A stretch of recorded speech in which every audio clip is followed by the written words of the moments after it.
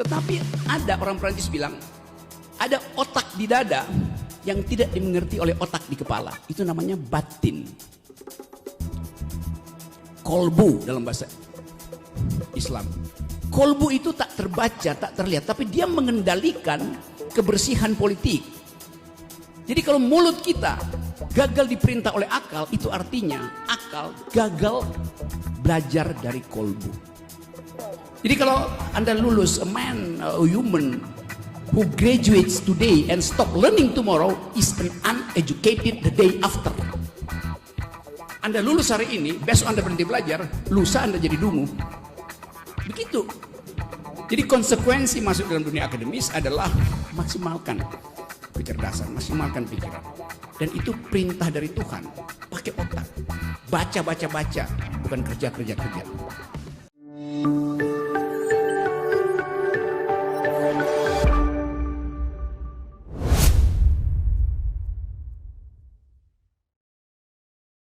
Pagi hari ini di tengah-tengah kita bisa mengupgrade kapasitas intelektual Umi dan Sukabumi menjadi surplus. Surplus pikiran itulah nanti akan kita sumbangkan ke Jakarta yang sedang tersumbat, Bang Rocky. Itu saja sebagai pengantar dari saya. Saya ingin kita sama-sama mendengarkan kira-kira nanti insight apa yang disampaikan oleh tadi Pak Wali Kota yang akan menyegarkan kembali pemikiran kita. Silakan Bang Rocky, time's yours.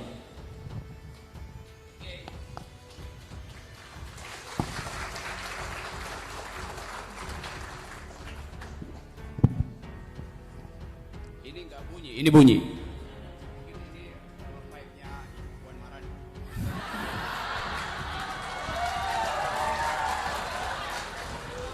Oke, terima kasih teman-teman. Saya boleh pakai ini ya, mimbar ini supaya saya punya potensi jadi wali kota atau jadi rektor. Saya senang ada di sini karena saudara moderator mengantarkan kita pada suasana akademiks. Dia menyebut berbagai istilah akademis. Dia menyebut referensi-referensi mutakhir tentang demokrasi. Dan itu pertanda bahwa ini kampus yang berpikir itu. Seringkali saya diundang oleh mahasiswa, dalam sebulan ini mungkin udah 20 kali diundang mahasiswa. Separohnya dilarang oleh rektor. Jadi terakhir saya harus kasih kuliah di Universitas Negeri Mataram di Lombok. Rektor 2 hari sebelum acara bilang boleh kalian tapi Rocky Gerung tidak boleh bicara itu. Saya tanya kenapa? Padahal itu Universitas Negeri yang harusnya mempromosikan pikiran anak negeri itu. Tapi saya lihat datanya ternyata 2 hari sebelumnya universitas itu justru mengundang kuliah umum yang disampaikan oleh Sekjen PDIP, Saudara Hasto. Saya bertanya, kenapa Hasto sebagai Sekjen PDIP boleh memberi ceramah? Saya 15 tahun mengajar di Universitas Indonesia, kenapa nggak boleh? Saya mengajar di Sespimti Polri di Lembang. Saya mengajar di Seskogap TNI di Bandung itu. Saya mengajar di Lemhanas, kenapa saya nggak boleh? Saya memberi ceramah di luar negeri, kenapa saya nggak boleh masuk di Mataram? Pasti ada soal politik di situ. Jadi itu hari ini saya dapat semacam gairah untuk mengembalikan pikiran melalui fasilitas universitas. Jadi terima kasih Pak Rektor, Ibu pembawa acara dengan fasih tanpa jeda, kalimatnya jernih itu. Pak Rektor dengan sedikit guyon tapi ada sinopsis pikiran yang dia kemukakan tuh, apalagi Pak Wali yang secara cerdas mengemas problem politik kita dalam 2 pokok soal tadi, yaitu pemilihan yang tanpa legitimasi pemimpinnya, yang kedua public policy yang tidak di backup oleh social policy. Itu dasar kita sebetulnya hari ini. Jadi saya senang ini saya ada di Universitas Muhammadiyah. Dan saya udah keliling Muhammadiyah se-Indonesia, ada 180 Universitas Muhammadiyah, mungkin separohnya saya udah datangi. Jadi Indonesia sebetulnya berutang pada pikiran Kiai Ahmad Dahlan. Bayangkan misalnya kalau usia keberapa Muhammadiyah? 100. Kalau 112 tahun lalu Brother Ahmad Dahlan memilih jadi caleg, apa yang terjadi dengan Indonesia? Nggak ada sekolah Muhammadiyah, tapi dia memilih jadi public educator, dia memilih menjadi pendidik. Lalu Indonesia dapat berkah IQ. Kalau separuh dari pengajar-pengajar di Universitas Muhammadiyah mogok berpikir, IQ Indonesia drop 50%. Ada 180 universitas, artinya mungkin ratusan ribu mahasiswa atau jutaan mahasiswa di situ, puluhan ribu dosen, dan itu yang dibebankan oleh konstitusi pada presiden, yaitu cerdaskan kehidupan bangsa. Yang kedua adalah pelihara fakir miskin. Dua hal itu menyangkut public policy. Apakah kebijakan publik Indonesia sudah mencerdaskan kehidupan bangsa? Sudah merawat fakir miskin? Saya beri datanya. 2 minggu lalu heboh di sosial media karena Indonesia di dalam indeks kecerdasan Asia IQ kita cuma 70, nomor 2 dari bawah Laos dan Timur Timur. Sementara Vietnam, Singapura, Filipina di atas IQ-nya.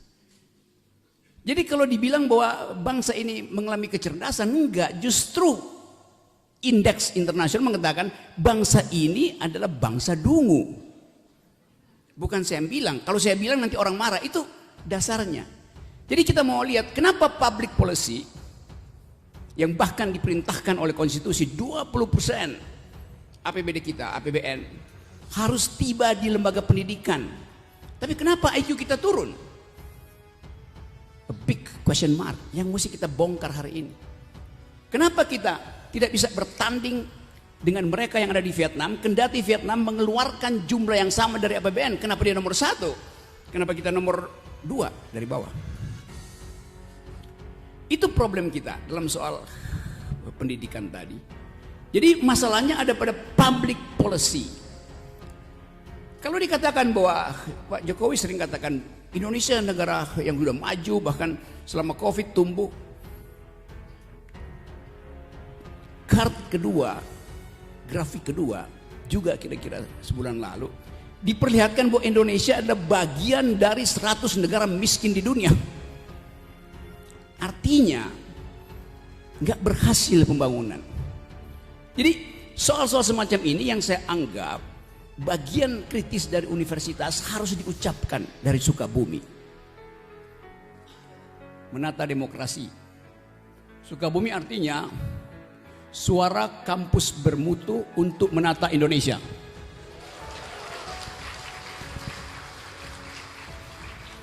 Dan mutu itu yang hilang dari percakapan publik. Karena percakapan publik dikendalikan oleh slogan-slogan di baliho. Saya nyupir sendiri dari Jakarta kemarin, balihonya macam-macam, segala macam toko ada di sepanjang Sukabumi. Partai begitu, baliho besar-besar, wajahnya besar, tapi saya nggak tahu otaknya besar apa kecil itu. Karena pemimpin diuji pikirannya, bukan diuji wajahnya, bukan dikenali wajahnya, diuji pikirannya.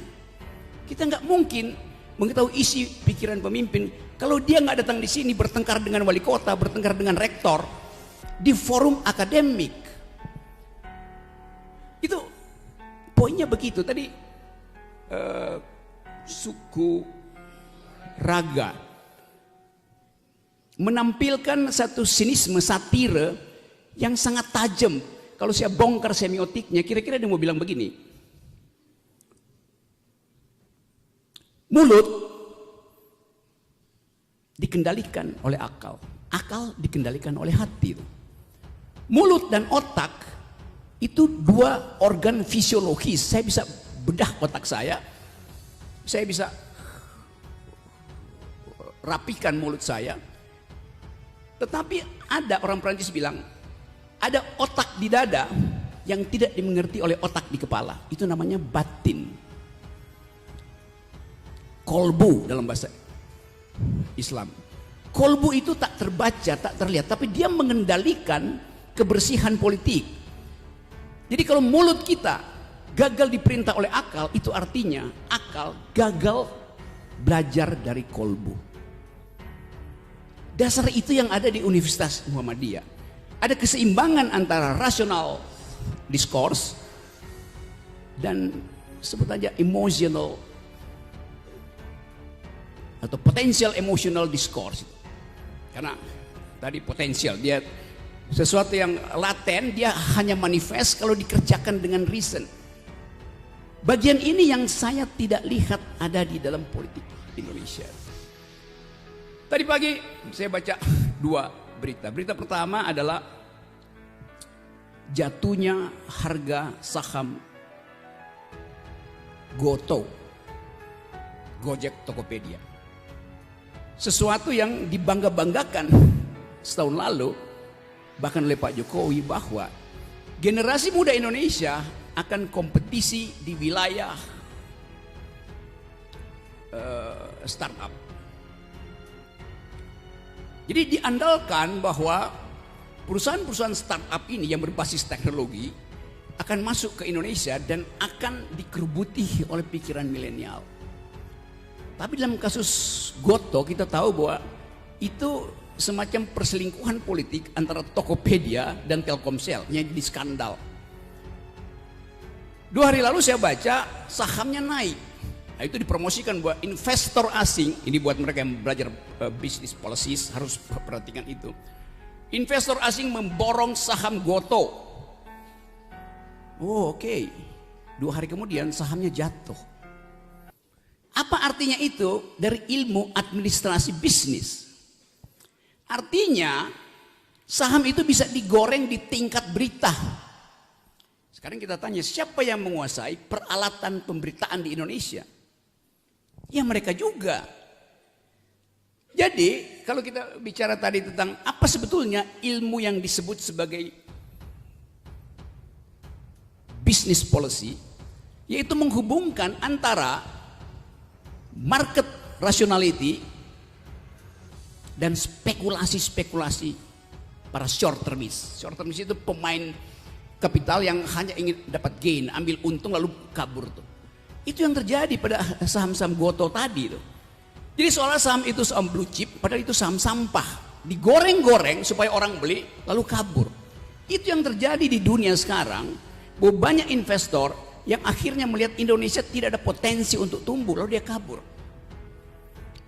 Itu. Jadi kita belajar business policies juga dengan memperhatikan public policies. Sekarang kita lihat bagian kedua, public policies. Kasusnya adalah pidato Presiden Jokowi kemarin yang mengumpulkan investor untuk menjual IKN tuh. Itu public policy itu.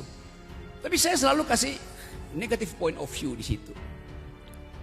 Bahwa investor asing dulu menganggap Indonesia lukratif sebagai lahan investasi. Karena IKN itu awal-awalnya Presiden Jokowi bilang kita akan punya IKN, yaitu tempat generasi milenial membanggakan Indonesia. Di mana akan dibuat? Di Kalimantan. Saya pertama kali kritik Presiden Jokowi bahwa Kalimantan itu adalah paru-paru dunia, kita banggakan 100 tahun ke depan. Sekarang digali untuk tanam beton. Tapi Presiden bilang, nggak usah khawatir kalian tukang kritik, IKN tidak akan memakai dana negara.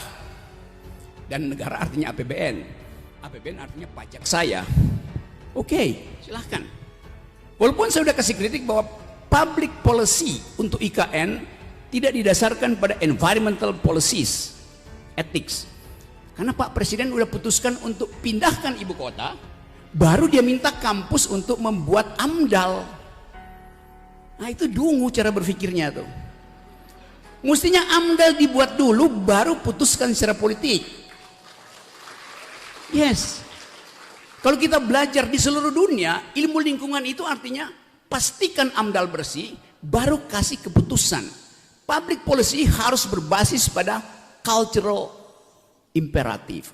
Cultural imperative mengatakan bahwa nggak bisa pembangunan itu dibuat gali-gali fondasi itu sambil mengusir hak cacing untuk bersarang di bumi Kalimantan, sambil menghalangi burung untuk kembali bercumbu di pohon-pohon di Kalimantan.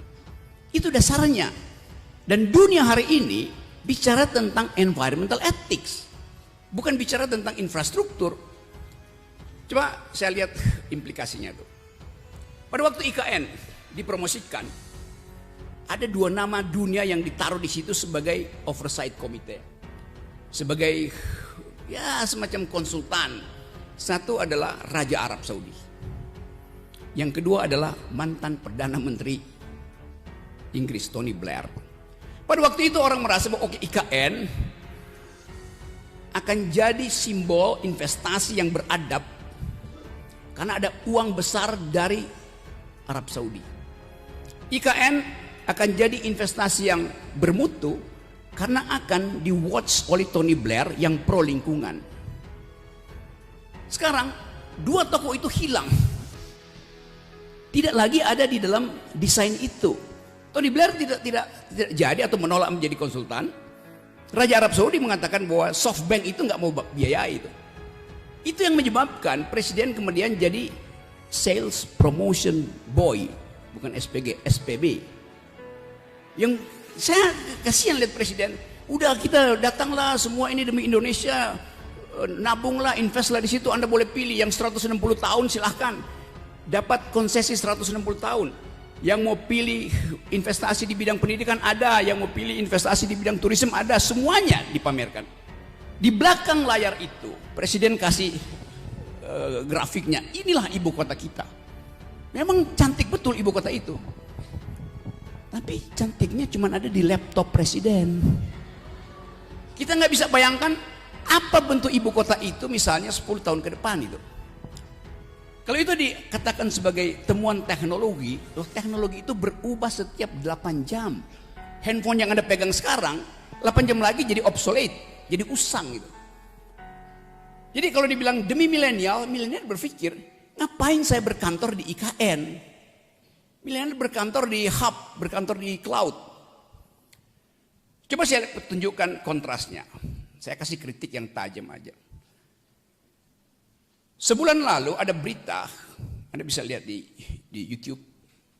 Seorang perempuan Indonesia, arsitek yang belajar di Amerika, dia warga negara Indonesia yang pergi ke luar negeri dulu karena kerusuhan 98. Dia sekarang jadi pembicara utama di semua seminar dunia yang bertema pembangunan pemukiman ruang angkasa. Dia kasih kuliah di Harvard, dia ngomong di Stanford, dia diundang oleh Elon Musk. Tugas dia adalah merancang pemukiman di Mars. Ini perempuan warga negara Indonesia.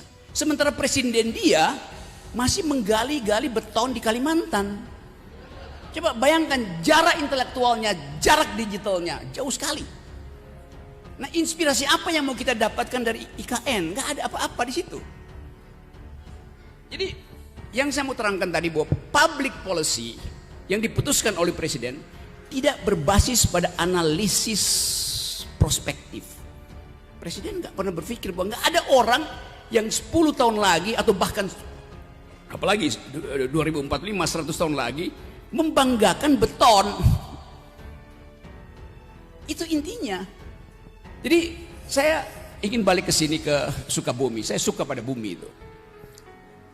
Karena bumi itu adalah Gaia, dalam bahasa Latin Mother Earth. Kita diasuh oleh bumi, dan kita semua kalau kita pergi kepada seminar internasional, orang nggak tanya, do you speak tadi financial market, do you speak ibu kota baru, orang tanya, do you speak environmental ethics? Anda paham nggak grammar etika lingkungan sekarang? Dalam kecemasan itu kita berpikir tentang masa depan. Kita nggak berpikir tentang Indonesia yang penuh dengan beton. Kita berpikir tentang Indonesia yang suhunya tidak jadi naik 2 derajat sesuai dengan kesepakatan dunia.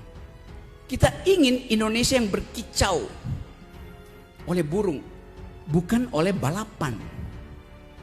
Anda dengar kemarin, ini berita-berita recent, berita-berita terakhir. Presiden Jokowi bilang bahwa Ketua MPR Bambang Susatyo, mungkin karena dia pebisnis, akan bikin sirkuit di IKN. Ngapain ada sirkuit di IKN? Itu akan membuat bising kota itu, dan burung-burung nggak bisa lagi bercengkrama. Burung itu nggak bisa pacaran karena bising suara motor. Padahal hak burung untuk bereproduksi dan berkreasi di pohon-pohon ibu kota itu. Jadi nggak ada public policy dirancang dengan determinasi environment. Begitu ibu kota didirikan, itu setiap hari mungkin 100 private jet akan mendarat di Kalimantan. Untuk apa? Untuk KKN, untuk korupsi, untuk bujuk menteri supaya dia dapat investasi lebih banyak tuh. Jadi itu yang saya maksud, kita tidak bikin procrastinating terhadap keadaan yang mungkin sekali memburuk di masa depan. Nah, kesalahan dari kebijakan publik Pak Jokowi, dia nggak mau dengar suara dari Universitas Muhammadiyah Sukabumi yang punya mental, punya kemampuan untuk memberi kritik melalui suku raga tadi. Karena Pak Jokowi datang dari suku ragu. Ragu-ragu terus tuh. Saya kasih kritik ini bukan kritik terhadap Presiden Jokowi sebagai orang, tapi sebagai pejabat negara. Saya nggak pernah menghina Presiden Jokowi sebagai presiden.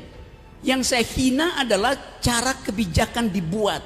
Karena public policy tidak didasarkan pada cultural policies, pada social policies. Kan itu intinya kan. Nah, karena itu seringkali saya katakan, saya menghormati Pak Presiden sebagai kepala keluarga. Dia baik sebagai kepala keluarga, tapi buruk sebagai kepala negara. Saya ucapkan begitu. Anak Pak Presiden datang ke tempat saya, dan saya ucapkan hal yang sama. Jadi buzzer-buzzer itu nggak bisa pisahin antara kedudukan presiden dan fungsi dia secara publik berbeda dengan kedudukan privatnya. Karena itu soal KUHP misalnya, nggak boleh ada kritik pada presiden. Bagaimana nggak boleh ada kritik pada presiden? Nggak boleh menghina presiden. Nggak mungkin kita menghina presiden. Presiden itu barang, lembaga, struktur hukum. Yang boleh terhina adalah manusia konkret yang batinnya tergores. Jadi kita nggak boleh menghina Pak Jokowi sebagai kepala keluarga, tapi sebagai kepala negara dia boleh dihina, karena dia nggak mungkin terhina, karena dia nggak ada perasaan. Presiden nggak boleh punya perasaan. Jokowi sebagai manusia boleh punya perasaan. Itu yang mesti kita bedakan secara jernih. Boleh nggak presiden marah kalau dikritik? Nggak boleh. Tetapi KUHP kita itu datang dari tradisi 3 abad lalu bahwa the king can do no wrong itu. Raja nggak boleh salah. Iya, kalau raja, kita ini republik bukan kerajaan. Kenapa raja itu tidak boleh dihina? Karena tubuh publik raja menyatu dengan tubuh privatnya. Itu di sistem kerajaan. Di kita dibedakan, tubuh publik presiden lain dengan tubuh privatnya. Itu yang namanya prinsip pertama dalam demokrasi itu. Kita bedakan antara tubuh publik seseorang dan tubuh privatnya. Tapi kita di sini karena feodalisme tadi betul diterangkan, feodalisme itu membuat kita menganggap bahwa kritik itu menjadi tidak sopan kalau diucapkan pada pejabat gitu. Kalau begitu, ucapkan kritik dengan cara sopan santun.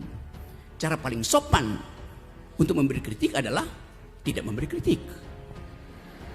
Itu paling sopan kan? That's the logic itu. Jadi kita biasakan kita mengkritik. Saya mengkritik Pak Kapolsek sebagai pejabat keamanan, pemberi ketertiban di wilayah itu. Saya tidak kritik beliau sebagai persona tuh. Demikian juga Pak Dandim segala macam. Saya mengkritik kebijakan.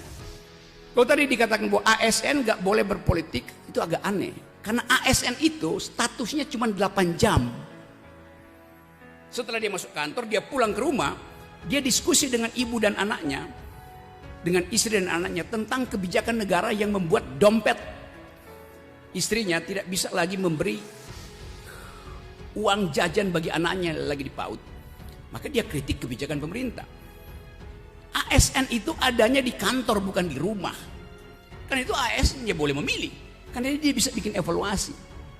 Tapi pejabat polisi dia 24 jam ada di publik. Karena itu dia nggak boleh mempengaruhi opini publik. Demikian juga TNI. TNI itu ada prinsip army readiness. Kesiagaan tentara itu 24 jam. Karena ancaman 24 jam. Jadi itu beda status publik dari Pak Polisi, Pak TNI dengan ASN. Nah, hal-hal ini mestinya dibahas di dalam satu mata kuliah yang disebut public ethics, etika publik di dalam wilayah public policy itu. Jadi teman-teman semua, saya terangkan ini secara akademis hanya untuk meminta perhatian bahwa kita sedang berupaya untuk menumbuhkan kembali Indonesia. Sekarang saya masuk pada poin yang berkaitan dengan teman saudara-saudara yang adalah mahasiswa. Kalau saya bertanya misalnya, siapa yang mahasiswa S1 Fakultas Administrasi di sini? Banyak tuh. Kamu, siapa nama kamu? Ya. Berdiri boleh, berlutut boleh.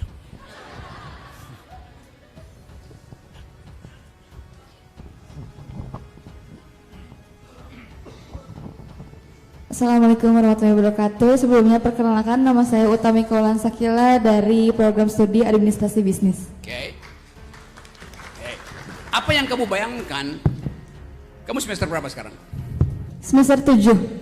Rencana DO semester berapa? Rencana DO sih nggak ada ya. Kalau misalnya lulus sih ada tahun depan, insya Allah, amin. Oke, jadi teman kita ini dia nggak punya rencana DO. Saya sekolah di 5 fakultas itu, fakultas teknik, fakultas ilmu hubungan internasional, fakultas hukum, fakultas ekonomi, fakultas filsafat. Saya belajar di 5 fakultas. Saya hanya lulus di jurusan filsafat. Lalu orang bilang, saudara Rocky Anda DO kan dari UI, 4 fakultas DO? Enggak. UI yang saya DO kan dari rencana studi saya. Itu. Benar, serius. Karena saya belajar ilmu fisika 2 semester, saya sudah tahu prinsip-prinsip fisika. Saya belajar matematik, saya bilang saya bisa belajar sendiri. Saya punya 2 dalil, saya bisa bikin algoritma, reasoning, derivatif segala macam. Saya belajar ilmu ekonomi, ya 3 semester saya tahu bisa tuh saya belajar sendiri. Saya belajar politik internasional, saya lihat dosen-dosen itu ngajarin saya politik internasional sama dengan Herald Tribune yang saya baca tuh, ngapain saya ikut kuliah itu kan? Jadi saya memutuskan untuk mendeokan UI. Lalu orang bingung kenapa begitu? Karena buat saya ijazah itu ada tanda orang pernah sekolah, bukan tanda orang pernah berpikir. Jadi kamu tadi oke, saya doakan supaya kamu nggak DO, oke. Amin, terima kasih. Tapi saya nggak bisa doakan kamu sukses di dalam bisnis, di dalam pekerjaan nanti. Karena bayangan kita setelah kamu lulus adalah sebagai berikut. Saya terangkan, silakan duduk. Terima kasih. Coba bayangkan, dia akan lulus kira-kira 1,5 tahun lagi tuh. Apa yang akan dia temukan 1,5 tahun dari sekarang? Satu adalah kekacauan dalam negeri, yaitu pemilu. Udah pasti. Yang kedua, kalaupun ada presiden baru 2024 ketika dia lulus akan dipusingkan oleh utang luar negeri yang mungkin udah sampai, kalau digabung dengan swasta udah 17.000 triliun tuh. Bayarnya itu tadi saya lihat di situ. Biaya untuk belajar di fakultas di S2 Universitas Muhammadiyah ini itu berapa tadi? Semester 1 14 juta, semester 2 sampai 4 5 juta. Jadi 2 3 4 15 juta juga, 30 juta untuk jadi sarjana tuh. 30 juta. Sedikit sekali itu. 30 juta itu kalau di kurs dalam dolar, $2.000 cuman. Karena dolar sekarang udah 16.000. Ntar lagi naik 17.000 tuh. Sedikit sekali. Sementara data yang diterangkan oleh Sri Mulyani, ini Sri Mulyani yang bilang, setiap bayi yang lahir hari ini dia akan dibebani hutang luar negeri 30 sampai 40 juta. Jadi Anda bayangkan, begitu Anda lulus Anda mesti bayar 40 juta pada negeri. Anda udah defisit 10 juta. Saya nggak nakut-nakutin. Lalu kita berpikir bisnis apa yang akan berada di 2024? Startup di seluruh dunia itu downgrade. Di seluruh dunia perusahaan startup itu berhenti itu. Karena ada kesulitan ekonomi. Kalau kita lihat misalnya, mungkin 2 hari ini Bank Indonesia terpaksa ikuti logika dari Federal Reserve, dari Bank Amerika, dari Central Bank Amerika, itu naikkan suku bunga. Amerika masih akan naikkan suku bunga karena inflasi di Amerika belum terkendali. Jadi dolar akan dipanggil pulang oleh Joe Biden. Dolar akan balik, akan mudik ke Amerika. Indonesia terpaksa mesti lakukan hal yang sama. Itu naikkan suku bunga. Konsekuensinya apa tuh? Sektor real mati. Karena duit nggak beredar, likuiditas tidak ada tuh. Artinya UMKM nggak akan dapat modal kalau dia mau pinjem, suku bunganya tinggi, sementara pembelinya nggak ada tuh. Jadi kesulitan itu akan sampai juga ke Sukabumi. Kesulitan di Amerika karena hubungan financial market akan berimbas ke kita. Dan itu artinya ada kesulitan besar yang bahkan diakui sendiri oleh Pak Jokowi bahwa Indonesia akan ada dalam kegelapan itu. Jadi kita justru tadi Pak Wali bilang Indonesia baik-baik aja, saya senyum. Karena nggak baik-baik aja, di depan kita ada badai. Sementara tukar tambah politik belum terjadi. Jadi sebetulnya saya mau terangkan ini bukan saya nggak mungkin bilang kalian optimis aja, enggak. Kalian pesimis supaya ada persiapan mental. Tapi ada orang yang optimis tapi irasional. Saya pesimis tapi rasional tuh. Karena bikin kalkulasi tuh. Nah, fungsi-fungsi itu ada di dalam parameter perkuliahan. Kita mau ukur Indonesia ini ke depan bakal sukses apa enggak? Ya kalau dengar ucapan Pak Jokowi pasti Indonesia bakal sukses. Tapi kita membayangkan bahwa kecemasan Pak Jokowi terlihat dari beberapa kali dia meminta supaya rakyat bersiap-siap untuk menghadapi badai, meminta supaya IKN dilanjutkan, meminta supaya jalan tol diteruskan segala macam. Tetapi investasi nggak akan masuk karena dolarnya dipanggil pulang itu. Dan harga uang itu akan tinggi sekali bunganya. Jadi teman-teman tadi itu bukan saya takut-takuti ya, saya terangkan deskripsi dari keadaan ekonomi. Apakah dunia mengalami hal yang sama, tapi hanya soal kebijakan publiknya yang bisa dia atur sedikit-sedikit tuh. Di kita impact itu bukan sekedar ekonomi, tapi persahabatan sosial yang retak, intoleransi yang ada di mana-mana. Anies Baswedan baru turun dari DKI, diganti oleh orang yang diinginkan oleh presiden. Publik Jakarta bertanya, apa yang akan dilakukan oleh gubernur dalam keadaan dia tidak punya legitimasi? Kan sebentar lagi Pak Polisi dan Pak Dandim akan dapat demo besar-besaran dari masyarakat buruh, intelektual yang menganggap bahwa penunjukan pemimpin di daerah yang ada 370 pemimpin daerah itu tidak demokratis karena ditunjuk oleh presiden melalui Menteri Dalam Negeri. Boleh nggak ditunjuk? Boleh. Kalau darurat, boleh nggak darurat sampai 2,5 tahun? Nggak ada darurat 2,5 tahun. Jadi setengah dari tahun pemilu, pemimpin-pemimpin kita itu ditunjuk oleh presiden, tidak dipilih oleh rakyat. Itu yang kita sebut sebagai tidak demokratis. Jadi bagaimana kita minta pertanggungjawaban dari pemimpin yang tidak kita pilih? Itu soalnya tuh. Nah, kemasukakalan ini yang ingin saya terangkan sebagai metode berpikir di kampus. Kalau saya balik pada IKN misalnya, Pak Jokowi masih akan memaksakan itu karena cuman itu legasi beliau yang bisa beliau pamerkan. Setelah dia lengser ada saya bangun IKN. Tapi saya mesti terangkan dari awal, itu bakal berantakan karena nggak ada yang masuk akal di dalam uraian itu. Tentu kita bangga ada IKN, tapi batas dari ambisi adalah APBN. Batas dari ambisi politik adalah APBN itu. Jadi public policy dibuat dengan ambisius, itu yang membuat berantakan Indonesia. Ambisi untuk bikin jalan tol, ya jalan tol diperpanjang tapi jalan pikiran jadi pendek. Kenapa jadi pendek? Karena per hari ini kalau kita belajar public policy, kita ingin public policy itu menghasilkan otak yang bermutu. Faktanya hari ini stunting, mereka yang kekurangan gizi hampir 2 digit di Indonesia. Jadi anak-anak kita yang hari ini kekurangan gizi, 10 tahun lagi otaknya akan menciut 25% karena nggak ada nutrisi.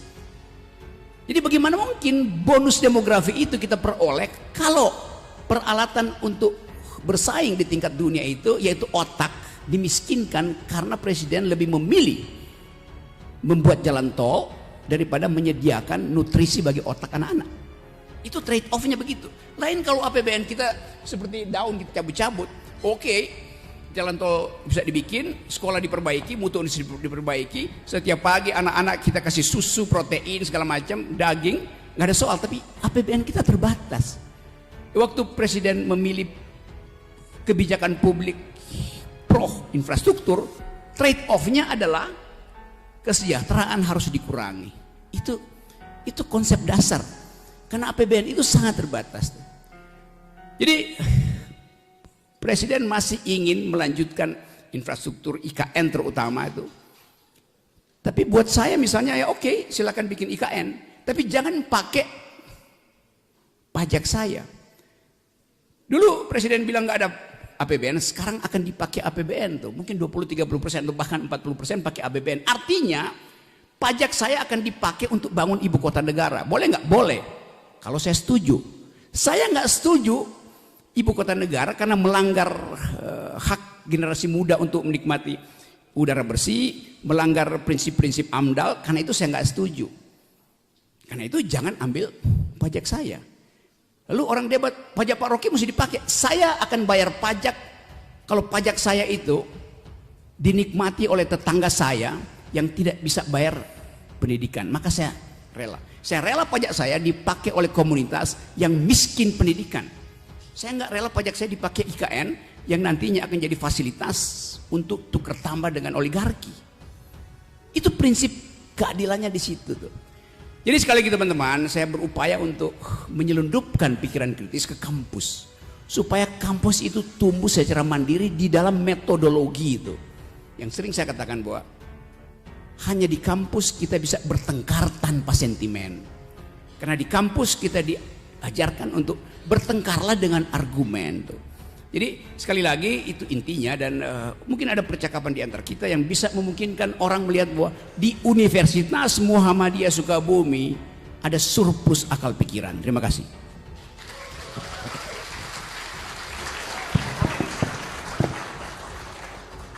Luar biasa. Saya tahu teman-teman ini dengan 20 menit hasrat intelektualnya tidak akan terpuaskan oleh speechnya Bung Rocky. Saya kasih termin pertama 3 penanya, 2 orang perempuan, 1 orang laki-laki.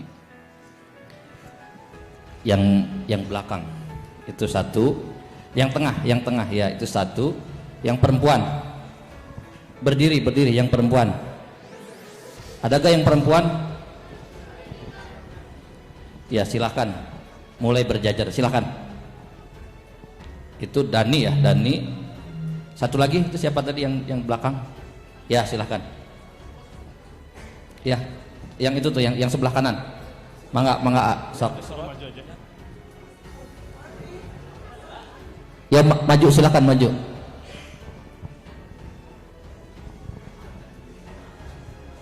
Baik. Assalamualaikum warahmatullahi wabarakatuh.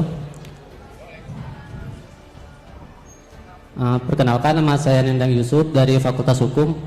Yang menjadi pertanyaan saya, bagaimana kita bisa menata demokrasi Indonesia menjelang pemilu 2024 ketika presidensial threshold masih terus diterapkan, ketika partai politik yang telah lulus verifikasi daripada KPU tidak dapat memberikan dukungannya atau pilihannya kepada rakyat Indonesia. Bagaimana kita bisa menata demokrasi Indonesia gitu? Terima kasih. Baik, berikutnya. Ya, silakan. Ditambung dulu Bang ya. Bismillahirrahmanirrahim. Assalamualaikum warahmatullahi wabarakatuh.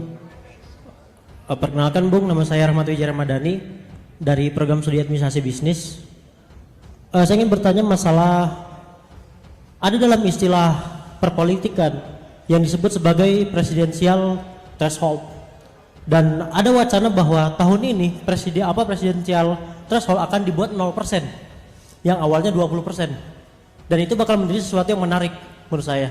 Dan saya ingin bertanya kepada Bung Rocky Gerung, apa yang nanti akan terjadi ketika presidensial threshold 20% diganti dengan 0%? Segitu paling betul. Baik, berikutnya satu lagi mahasiswi. Boleh, silakan. Bismillahirrahmanirrahim. Assalamualaikum warahmatullahi wabarakatuh. Nama saya Panji Setiaji, jurusan administrasi dari Institut Manajemen Wijata Indonesia. Tadi kan Pak, banyaknya bahwa lebih banyak mengandalkan sebuah ijazah dibanding sebuah berpikir. Bagaimana korelasi pejabat negara yang lebih kecil dominannya terhadap sebuah pemikiran, hanya mengandalkan keuntungan pribadi, masalah termasuk IKN itu sendiri. Karena kan ada kendala-kendala seperti itu, apalagi seperti sekuit dan yang lain gitu. Jadi menata demokrasi itu mereka itu dengan cara apa sih? Apakah hanya kepuasan hasrat sendiri karena sebagai kepentingan diri pribadi sebagai pejabat? Nah, assalamualaikum warahmatullahi wabarakatuh. Dijawab dulu Bang. Ya.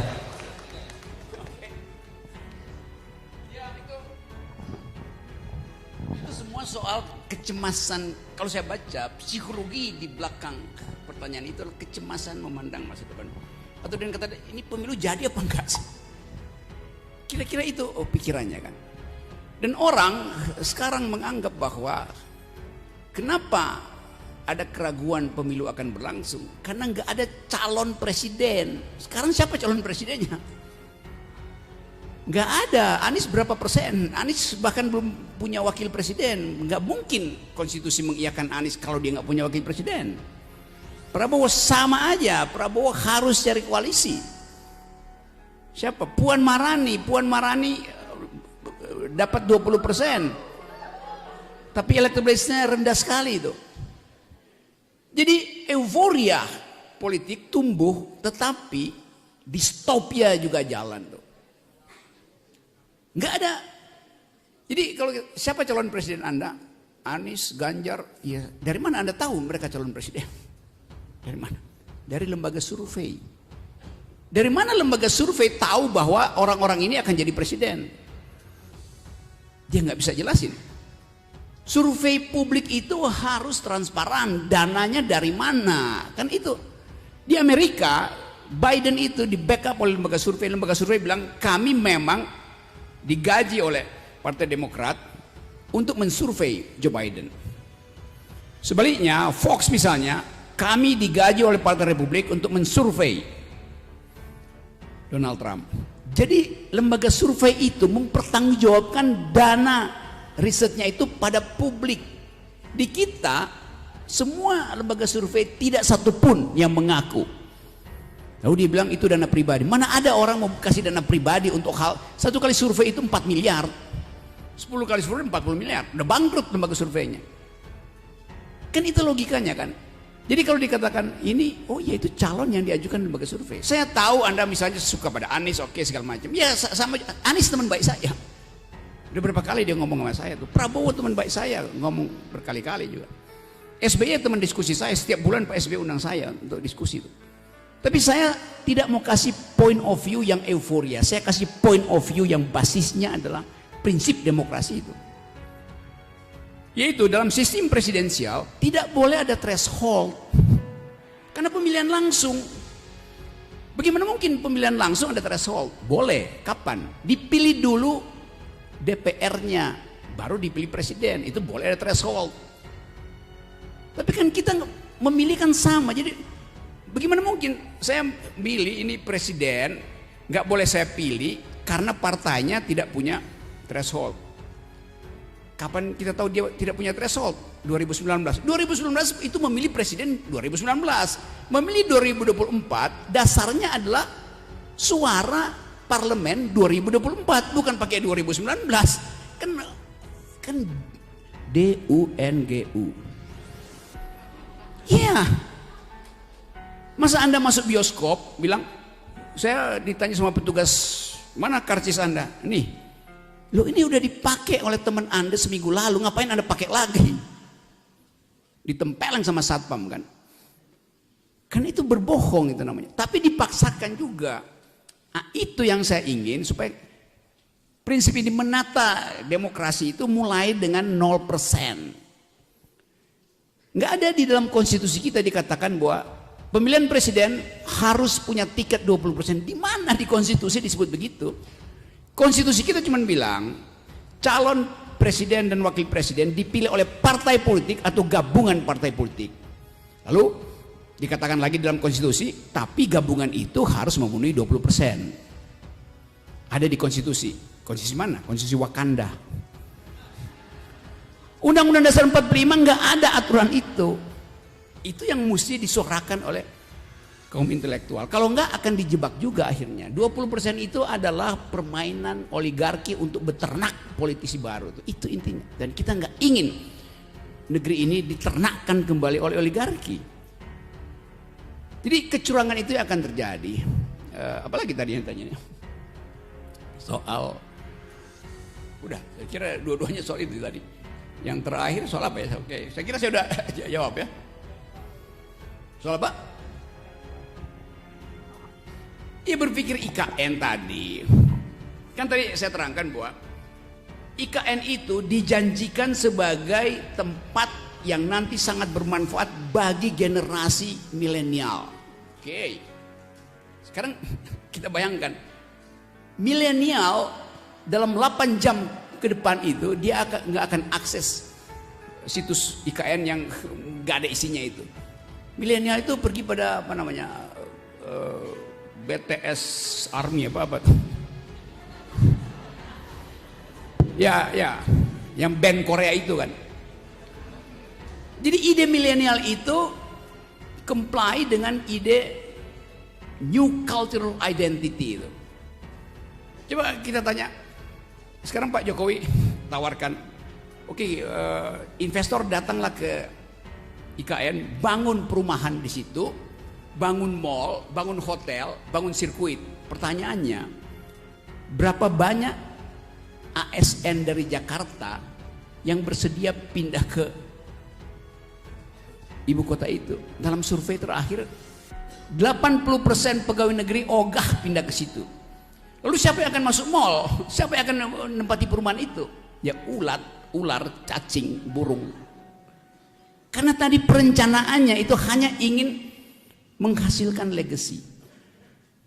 Saya pernah bicara terus terang di dalam satu forum dengan beberapa petinggi partai menteri. Coba Pak Jokowi buat satu radical break, satu tindakan radikal itu. Saya sebagai kepala negara menginginkan threshold 0% karena itu yang konstitusional. Itu Pak Jokowi akan melonjak legitimasinya, elektabilitasnya naik dan akan dikenang sebagai bapak demokrasi berikut setelah SBY. Itu legasinya yang akan diingat orang. IKN itu nggak akan diingat orang. Jalan tol nggak akan diingat orang. Di Korea banyak orang sekarang bongkar jalan tol karena nggak penting lagi jalan tol, karena public services transportation udah jalan. Jadi konsep itu yang, jadi poin saya begini, kalau Anda baca koran, do think the unthinkable. Lihat koran itu dari belakang, di belakang headline itu ada apa.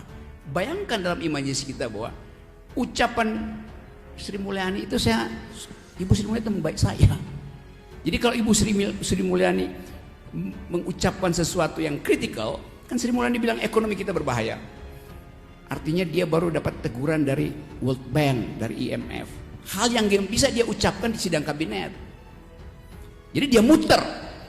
Ini IMF bilang bahwa Indonesia ada dalam keadaan bahaya. Bukan IMF bilang, dia melapor pada IMF supaya IMF tegur presiden. Kan begitu cara membaca public policy atau public announcement. Jadi itu yang saya terangkan. Tentu detailnya masih banyak, tapi karena ini forum akademis saya tahan-tahan. Bagian yang terlalu berbahaya saya tinggalkan sebagai gosip nantinya. Jadi teman-teman, saya senang karena ada pertanyaan yang betul-betul tajam. Memang pemilu bisa jalan nggak kalau 20%? Bukankah itu artinya orang yang terpilih adalah orang yang diasuh kembali oleh oligarki?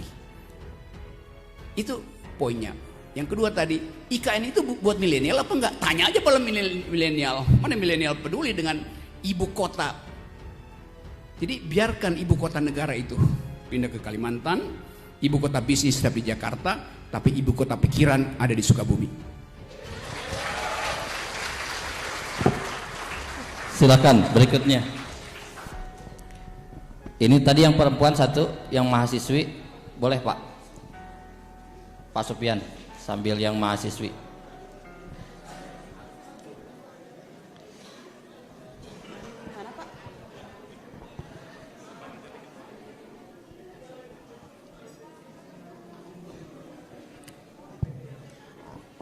Baik, assalamualaikum warahmatullahi wabarakatuh.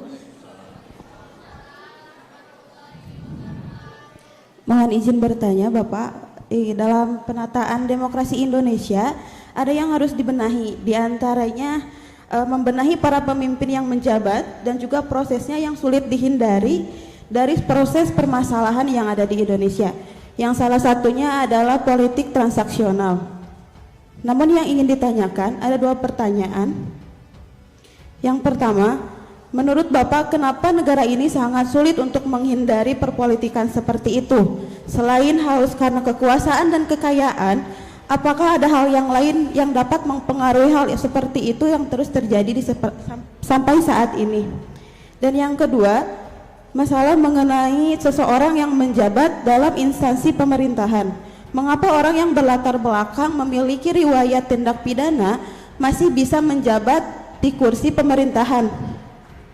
Padahal di negeri ini masih banyak SDM yang mumpuni, masih banyak SDM yang mampu untuk menjabat yang sesuai dengan porsinya. Dan kenapa menurut Bapak Indonesia masih memilih orang-orang tersebut?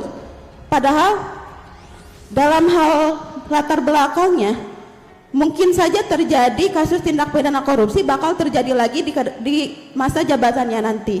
Mungkin cukup sekian dari saya. Terima kasih. Wassalamualaikum warahmatullahi wabarakatuh. Waalaikumsalam. Ya, sebelum dilanjut ke Bang Rocky, Pak Sopian, silahkan.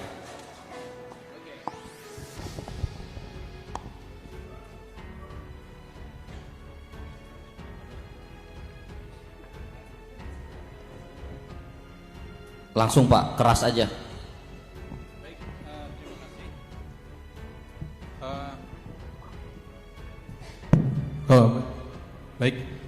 Terima kasih. Sebelumnya saya Bang Rocky cukup terharu setelah Pak Rektor menyematkan menjadi Ustadz Rocky. Akhirnya saya mendengar Pak Rocky mendoakan mahasiswa tadi untuk lulus tepat waktu. Nah, yang menjadi pertanyaan, kebetulan Pak Rocky tadi saya jam 7 itu masih ngajar 2 SKS dulu, mungkin mahasiswanya ada di sini, administrasi bisnis, ya. Mata kuliahnya kebetulan dasar-dasar logika. Nah itu jadi mungkin suatu keberkahan bagi mahasiswa dapat 1 suap dari saya dan dapat 1 karung beras dari Pak Rocky. Yang menjadi pertanyaan Pak Rocky, mungkin Bang Rocky juga merasakan menjadi pengajar gitu. Saya meminta jadi sedikit arahan kepada mahasiswa yang memang kadang-kadang menjadi dilema bagi kita sebagai pengajar, apalagi saya mengajarkan dasar-dasar logika, merangsang mereka untuk liar berpikir karena tidak ada sopan santun dalam berpikir, tapi tetap bisa berperilaku santun dan bisa menjaga etis itu. Itu saja mungkin, terima kasih. Satu lagi Bang, tuh yang angkat tangan biar 3, silahkan. Ya. Ya, itu yang mahasiswi, itu yang angkat tangan. Ya, Neng. Yang belakang. Iya, ya itu.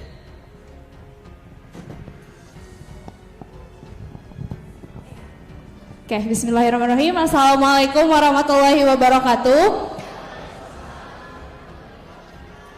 Perkenalkan, nama saya Sonia Agustiani dari program studi administrasi bisnis semester 3. Izin bertanya, kan Indonesia itu menjadi politik identitas yang pemersatu tapi memecah belah.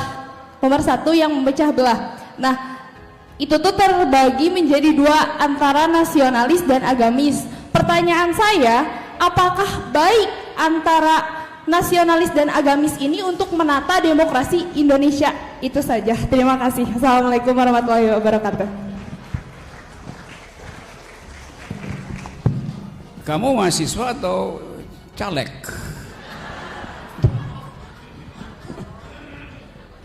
Oke, dari situ ya. Ada obsesi tentang persatuan. Oleh karena itu, politik identitas dihalangi. Tetapi kalau kita bongkar secara logis itu, mengapa perlu obsesi persatuan? Karena dasar ontologi kita, dasar antropologi kita adalah perbedaan. Jadi kenapa kita perlu bersatu? Karena kita berbeda. Tetapi rejim ini membalik logikanya.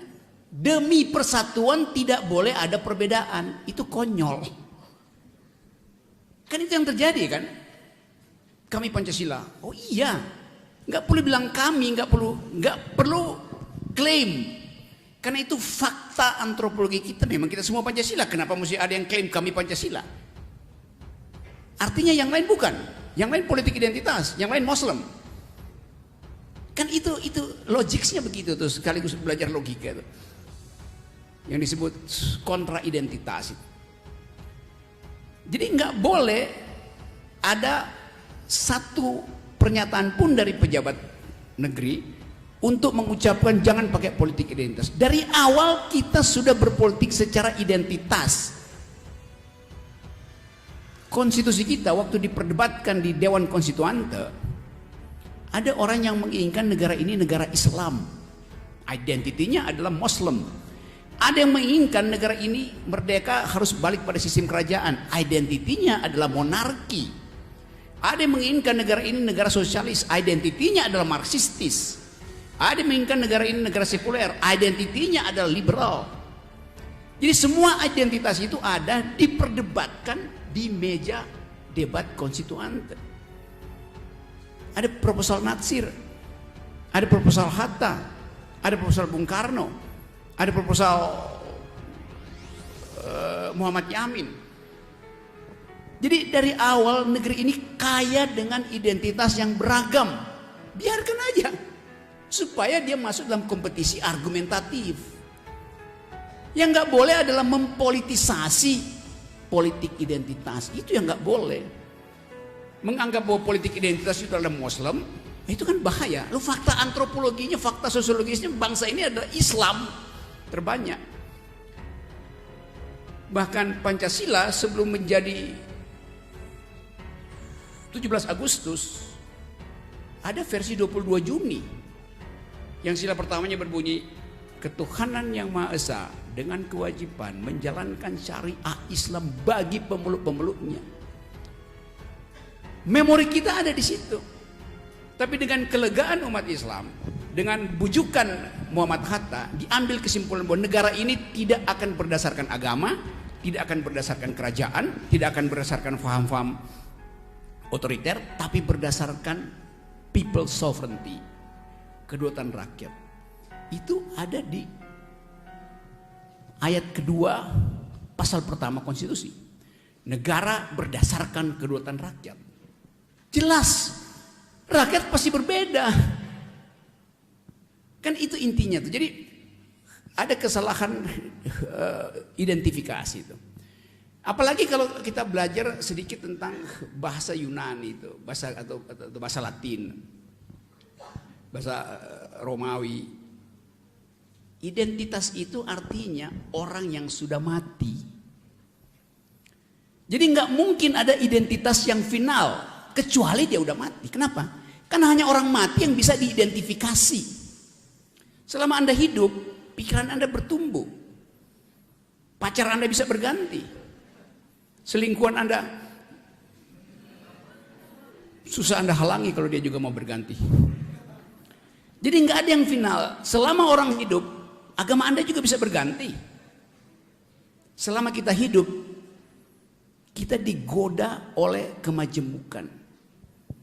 Begitu kita mati, kita final. Karena itu sering orang tanya, Pak Rocky, biodatanya ada nggak? Mau yang pendek apa yang lengkap? Yang lengkap. Yang lengkap tunggu saya mati itu. Biodata itu baru lengkap ketika orangnya meninggal. Kalau orang bilang nih biodata Pak Rocky diambil di Google, oh itu biodata seminggu lalu sebelum saya ada di Sukabumi. Padahal jarak antara minggu lalu dan Sukabumi saya sudah diskusi di Bali. 2 hari lalu saya diskusi di Udayana. Kenapa nggak masuk di situ biodata saya misalnya? Jadi balik pada prinsip tadi, identitas itu tidak mungkin final. Identitas itu selalu ongoing, in the making. Jadi menyatakan jangan berpolitik identitas artinya hentikan identitas. Artinya mari kita sama-sama jadi mayat. Logikanya begitu. Konsekuensi logis dari berpikir harus kita ambil. Nah karena itu kita mesti curiga. Kenapa politik identitas diajukan? Ya karena takut ada perubahan politik yang tidak bisa dikendalikan. Kenapa takut tidak bisa dikendalikan?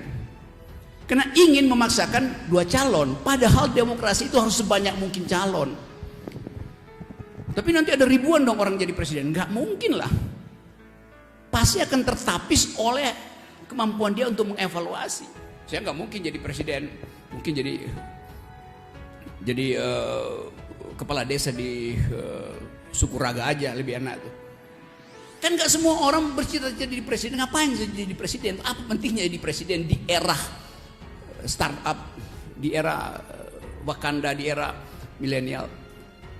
Jadi intinya adalah kita ucapkan perbedaan itu mendahului persatuan. Hanya karena kita berbeda maka kita perlu persatuan. Itu dalilnya itu tuh. Dan percakapan semacam ini percakapan akademis biasa tuh.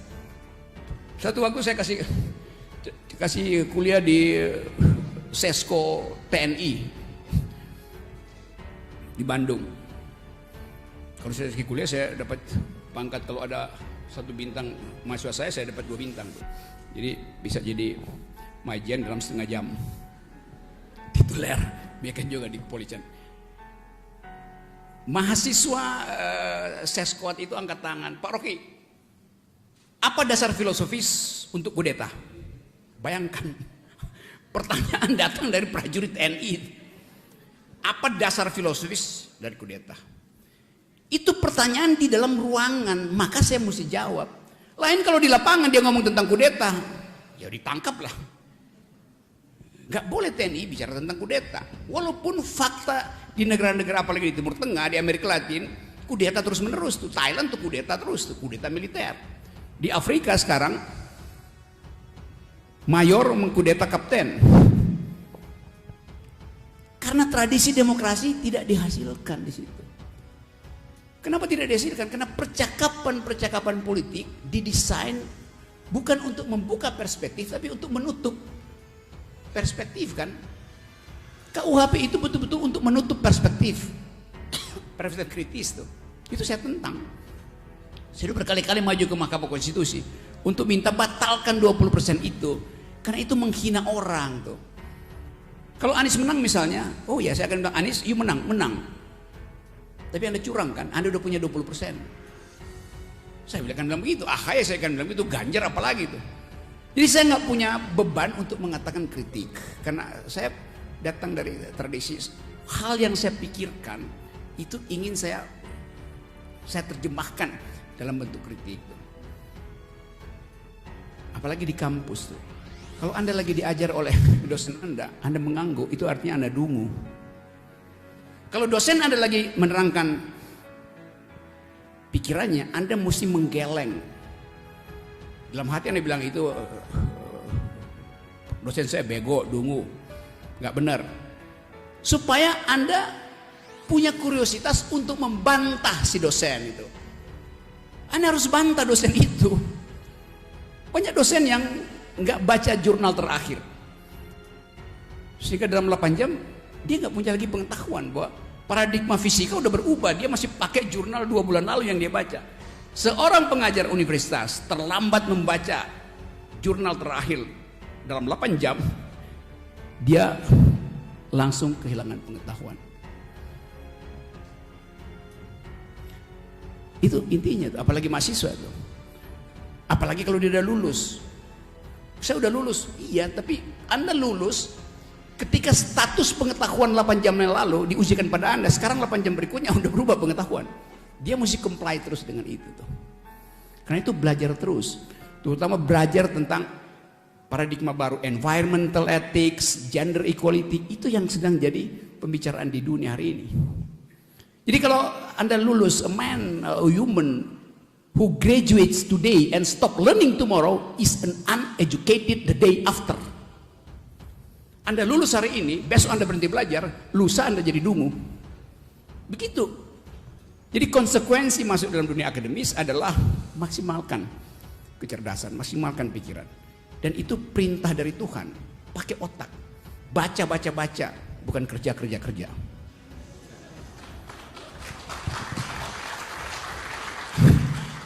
Dalam penelitian dunia, otak manusia itu diberi Tuhan 100%. Otak kita itu 100%, tapi yang kita pakai sampai kita mati cuma 14%.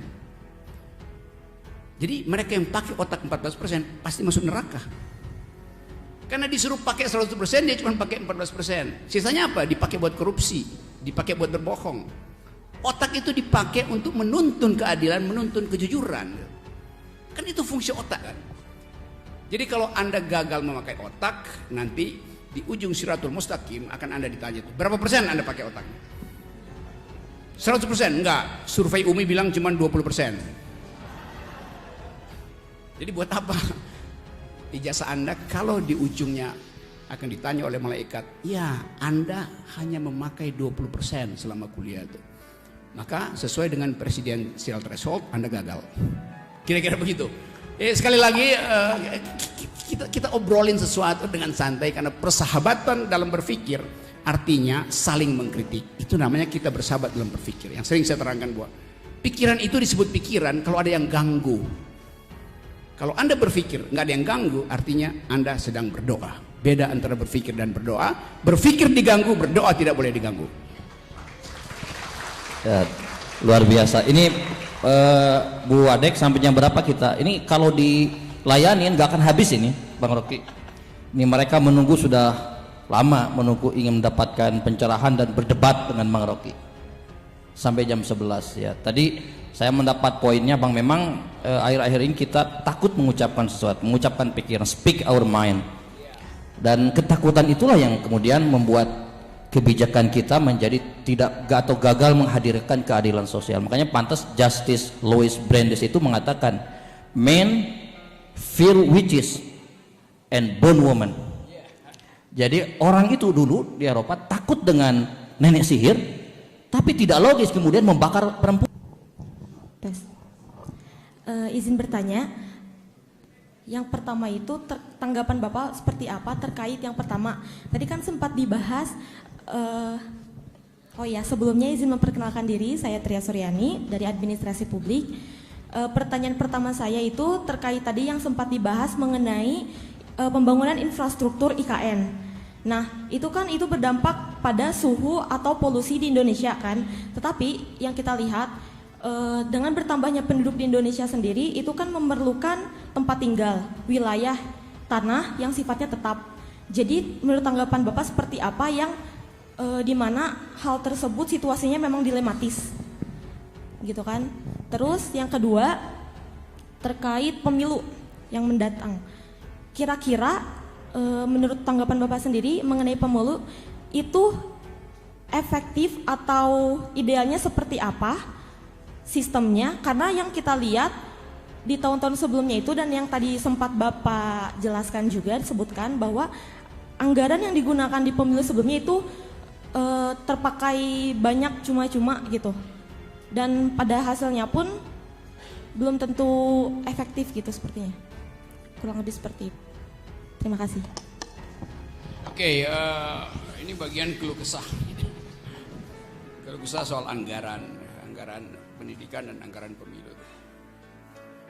Memang anggaran pemilu kita tinggi sekali itu. Yang sebetulnya bisa dibuat efisien ya dengan pemilu elektronik aja kan. Jadi kalau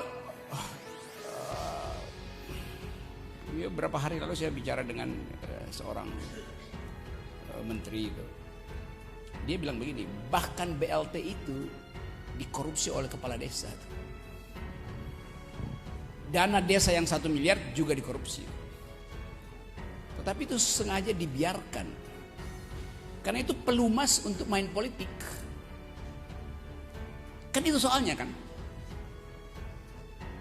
Tetapi kita mesti percaya bahwa bangsa ini punya semacam standar etik yang makin lama makin bagus. Kemarin di Jawa itu ada slogan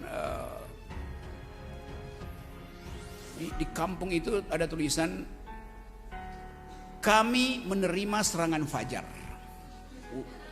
Udah terang-terangan. Bukan, jadi kalau orang tulis begitu artinya dia mau ledek politisi kan. Silakan kasih amplop serangan fajar, kami terima, tapi kami nggak akan pilih itu. Jadi itu satire yang luar biasa dari kecerdasan masyarakat bawah. Kami menerima serangan fajar karena ada kesulitan ekonomi. Tapi nggak ada janji mereka akan memilih itu. Apa namanya, duit ora payu itu. Uang tak berguna, uang tak berguna, uang tak berharga, kan ada viral begituan. Jadi ada pemberontakan etis dari masyarakat bawah yang menganggap bahwa permainan uang itu udah jauh sekali. Nah itu yang kemudian terkait dengan soal sekarang, soal reformasi kepolisian, soal disiplin di dalam kemiliteran, yang orang kembali menginginkan agar supaya pulihkan satu isu besar, yaitu profesionalisme itu harusnya diutamakan sebelum orang main-main uang itu. Saya lagi mendorong proposal-proposal. Kita di Jakarta ada komunitas yang lagi bikin proposal untuk Pak Sigit minta Kapolri. Apa proposal masyarakat akademis? Kita bisa kumpulkan juga di sini. Proposal masyarakat akademis tentang reformasi TNI, reformasi polisi itu. Karena kita mau kembalikan polisi itu di dalam sphere of yang disebut sebagai the supremacy of civilian value. Polisi datang dari masyarakat sipil, kemudian dipersenjatai untuk memberi rasa aman itu. Nah, kasus kemarin membuat orang berpikir dari soal Malang kok jadi kacau ya. Tapi kita masih bisa benahi. Kan nggak mungkin kita menganggap bangsa ini nggak bisa, nggak punya aparat yang menjamin rasa aman saya tuh. Saya ingin ada rasa aman tuh. Jadi publik kembali untuk memperlihatkan bahwa ada tuntutan, ada ethical imperatif yang menginginkan Indonesia ditata kembali itu. Jadi itu prinsip. Termasuk soal tadi ada affirmative action justru pada dunia pendidikan tuh. Beberapa tempat saya kasih kuliah umum dan anggota-anggota DPR mengeluhkan bahwa dana aspiratif itu makin lama makin tidak bisa dipertanggungjawabkan. Apalagi di daerah itu, apa namanya, dana kunjungan ya itu kalau anggota DPR pusat satu hari dia boleh pakai 1 juta rupiah. Kalau di daerah anggota DPRD-nya itu cuma boleh 100.000. Itu kan ngaco. Yang harus punya dana untuk kunjungan ke konstituen justru anggota DPR di daerah. Karena anggota pusat itu nggak ada misalnya tetangga yang tiba-tiba nyelonong tengah malam ke anggota DPRD minta bantuan untuk minjem mobil karena istrinya mau melahirkan, terpaksa dikasih. ada yang mengalami kesulitan beasiswa, anggota DPRD daerah itu yang paling tahu keadaan lokal masyarakatnya, bukan anggota DPR pusat. Anggota DPR pusat kalau reses pergi ke daerah, udah lakukan kunjungan kerja, buktinya apa? Foto aja, dia nggak kerja, yang penting udah ada foto, bukti bahwa kunjungan kerja. Jadi ketidakadilan itu ada di dalam cara kita melihat fungsi utamanya apa itu. Pak Kapolri tentu punya kebijakan tentang keamanan, tetapi pengetahuan tentang potensi ketidakamanan ada pada Pak Kapolsek. Itu artinya pembekalan logistik, pembekalan sistem harus ada di tempat yang paling lokal. Sama dengan soal beasiswa itu. Hak dari UMI ini untuk dapat beasiswa. Tetapi dianggap ini kan bukan negeri, swasta. Karena itu ya cari duit sendiri tuh. Lo enggak ada pembedaan dalam undang-undang dasar bahwa kami hanya akan mencerdaskan rakyat Indonesia yang sekolah negeri. Enggak.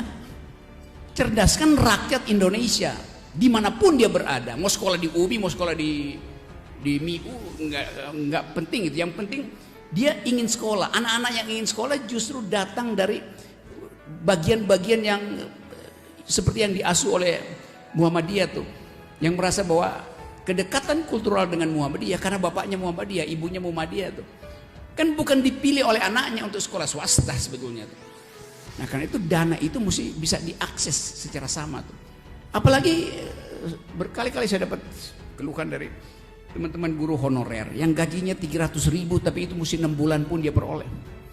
Dianggap bahwa ya udah ini kan gaji honorer. Justru yang honorer itu yang mesti dikasih gaji lebih besar.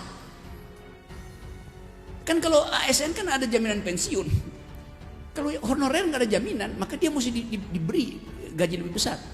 Tapi kemudian pemerintah pusat mengelak, oke, tapi itu dibebankan pada daerah tuh. Jadi daerah harus membiayai guru-guru honorer ini melalui dana alokasi yang udah diberi oleh pemerintah. Padahal dari awal pendidikan itu urusan pemerintah pusat. Mencerdaskan kehidupan bangsa itu urusan presiden, bukan urusan wali kota. Dari segi konstitusi itu. Jadi kita tuntut aja bahwa hak saya untuk cerdas harus memungkinkan saya diberi akses pada anggaran. Kan itu intinya. Jadi sekali lagi harus fight terhadap akses itu. Itu penting. Yang kedua tadi apa? Siapa tadi? Apa lagi tadi? Please. Ini tadi terkait bagaimana sistem pemilu yang kira-kira ideal. Iya itu, kita udah pakai sistem pemilu. Ya kalau yang ideal bagi saya sebaiknya negara ini dibikin negara federal aja tuh, kayak Amerika tuh. Kan negara ini terlalu besar sebetulnya tuh. Tapi orang takut nanti kita pecah. Lo nggak pecah. Amerika tuh nggak pernah pecah justru karena unit-unit penyelenggara itu ada di daerah, dikasih kesempatan pada daerah. Kan kita sebetulnya, misalnya kita ada DPD. Tapi DPD nggak punya kewenangan untuk buat undang-undang. Jadi mengapain ada DPD? Padahal DPD lah yang merupakan perwakilan langsung dari aspirasi rakyat. Karena dipilih langsung dari daerah tuh. Kalau anggota DPR kan dipilih melalui partai politik kan, yang udah ada tukar tambahnya, udah ada koneksi-koneksian tuh. Itu intinya tuh. Nah kalau kita ada sistem DPD, maka konsekuensinya negara federal sebetulnya lebih cocok. Kan DPD kita kan jadi kayak senator di Amerika kan. Tapi di Amerika, anggota DPD, senator itu punya hak membuat undang-undang, bahkan atas namanya sendiri itu. Misalnya Sakti Act, undang-undang yang disusun dengan kecerdasan rektor UMI, maka diberi nama Undang-Undang Rektor UMI untuk menghargai dia sebagai pembuat undang-undang. Itu anggota DPR di Amerika begitu, senatornya itu akan diberi penghargaan kalau dia bikin rancangan undang-undang yang pro rakyat, diberi nama dia. Kalau ini kan fraksi bikin proposal, konsultasi lagi pada ketua partai. Ketua partai ada komorbidnya, karena potensi untuk dikasih jaket orange oleh KPK, maka ketua partainya konsultasi lagi pada ketua partai yang lain tuh. Jadi itu yang membuat politik kita jadi mahal gitu, karena transaksinya banyak betul, sampai kemana-mana itu isinya transaksi. Jadi sekali lagi kita ingin pastikan bahwa ini negeri yang sedang mengalami goncangan dalam dua soal. Itu kesosialan kita lagi sangat berbahaya, setiap saat kita bisa meledak jadi kemarahan. Dan itu akan menyita juga persiapan batin dari TNI, Polri yang melihat bahwa di setiap pojok kota ada ketegangan itu. Nah ini bahayanya kalau universitas tidak menumbuhkan harapan. Jadi universitas punya kemampuan untuk menumbuhkan harapan. Nah, saya senang di sini ada pelajaran logika tuh, logika dasar bahkan tuh. Dan itu yang akan membuat kita mampu untuk menapis mana yang logis, mana yang ilogis itu. Nah, seringkali logika itu dianggap sebagai ilmu atau pengetahuan tambahan buat SKS aja, enggak. Saya dulu udah usulkan bahwa di Indonesia mestinya dari SMP kelas 3 diajarin logika tuh. Karena itu adalah cara kita untuk berpikir sehat, reasoning. Nah itu sebetulnya poin-poin dasar bahwa pedagogi dasarnya adalah berpikir. Karena itu logika mesti. Di Perancis anak SMP itu diajarin logika. Jadi kita sebetulnya punya kemampuan melebihi negeri lain. Karena kita ada tradisi berdebat. Para pendiri bangsa ini ada pendebat ulung. Walaupun mereka tidak semua lulusan universitas. Tapi mereka membaca literatur. Yang lebih penting adalah pastikan berpikir logis itu hanya dituntun oleh dalil-dalil logika tuh, tidak dituntun oleh kepentingan politik macam-macam. Nah, seringkali juga kacau. Satu waktu saya tanya pada salah seorang dosen logika di universitas, Anda kalau kasih nilai logika itu bagaimana? Dia bilang ya ikuti urutannya. Kalau bagus dikasih A, kalau ada kesalahan dikasih B, kalau salah banyak dikasih C. Saya bilang logika itu hanya benar atau salah gitu. Kalau Anda kasih mahasiswa Anda nilai A, artinya dia berpikir logis. Kalau Anda kasih dia nilai B, artinya dia berpikir setengah logis. Setengah logis itu artinya tidak logis. Begitu dalilnya tuh. Jadi ilmu logika itu atau Anda lulus atau tidak lulus, gitu aja gampangnya tuh. Atau dapat A atau dapat E itu. Karena nggak ada berpikir setengah logis.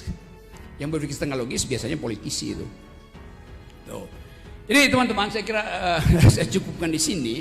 Lain kali kita bisa bicara banyak hal. Tapi saya gembira bahwa Universitas Muhammadiyah Sukabumi mengambil inisiatif untuk membuka percakapan publik di wilayah akademis. Saya ingin para politisi datang ke sini diundang untuk bertengkar secara pikiran, secara konseptual. Gitu. Jangan cuma majang di baliho atau bolak-balik di WC atau tiba-tiba muncul di ATM wajahnya tuh. Kita mau tahu pikiran Erick Thohir apa, pikiran Ganjar apa, pikiran Anies apa, pikiran AHY apa, segala macam itu. Jadi bikin panel justru untuk menguji pikiran calon presiden. Di Amerika biasa tuh, calon presiden pertama-tama minta diuji di kampus, bukan di panggung dangdut.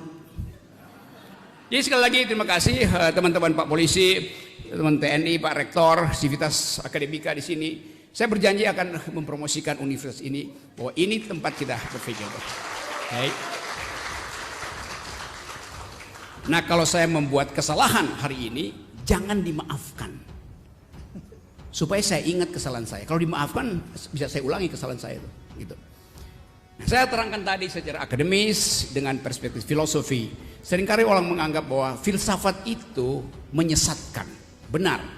Tapi dengan berfilsafat, Anda akan tersesat di jalan yang benar. Terima kasih. Luar biasa, terima kasih Bang Rocky. Tapi sebelum kita tutup, ada pertanyaan terakhir dari saya nih Bang Rocky. Kita melihat sebetulnya angkat tangan banyak. Bang Rocky banyak jadwalnya. Akhir-akhir ini Bang Rocky mencoba menghidupkan politik of hope. Bertemu dengan Luhut, terakhir ketemu dengan Mahfud, Pak Mahmud. Dua wawancara dan bisa jadi nanti ada menteri-menteri yang lain yang memberikan public address atau bisa jadi nanti ditutup oleh Pak Jokowi. Ya, kira-kira apa yang diharapkan dengan diskursus itu, Bang Rocky? Ya, saya sebetulnya Pak Luhut undang saya undang Pak Luhut, Pak Mahfud teman baik saya dari awal itu. Separuh dari kabinet teman saya sebetulnya. Tapi kan saya terangkan, saya beroposisi bukan untuk memperoleh kekuasaan, tapi untuk mengusir kedunguan dari istana. Itu aja kan. Dan itu saya jujur katakan, kan dulu saya dianggap pro Pak Prabowo tuh. Saya bilang enggak, Pak Prabowo beroposisi dengan Pak Jokowi pada waktu itu, saya juga beroposisi. Tapi motifnya beda. Pak Prabowo beroposisi untuk memperoleh kekuasaan, saya beroposisi untuk menghalangi kedunguan. Saya nggak punya minat kekuasaan lain. Jadi prinsipnya begitu tuh. Sekali lagi itu desainnya. Lah karena itu saya kemudian nanti semua menteri juga pasti akan minta masuk untuk saya bicarakan. Tetapi orang suka protes. Kok Pak Rocky nggak tajam ya atau kurang galak? Ya itu kan tamu saya. Nggak mungkin saya galak di situ, kecuali ada panel. Kalau di Aceh saya pasti terang. Tapi kan saya undang Pak Luhut, saya undang Pak Mahfud dalam upaya membuka jembatan supaya kita bisa bicara itu. Jangan ada jarak lalu orang saling curiga. Karena saya percaya kalau kita bicara dengan kekuatan pikiran, nggak ada orang yang tersinggung. Jadi saya akan lakukan itu terus. Tetapi mesti diingat, saya tidak pernah beroposisi dengan Pak Luhut, Yunto Pak Mahfud, Yunto Ibu Sri Mulyani. Karena mereka pembantu presiden. Saya nggak mungkin beroposisi dengan para pembantu. Mending saya beroposisi dengan majikannya Pak Jokowi. Dan itu fair, saya bilang kan gitu kan. Jadi beroposisi itu dalam upaya untuk menguji konsep, menguji kebijakan. Bukan beroposisi karena nggak suka. Semua yang saya terangkan tadi itu adalah basis argumen saya.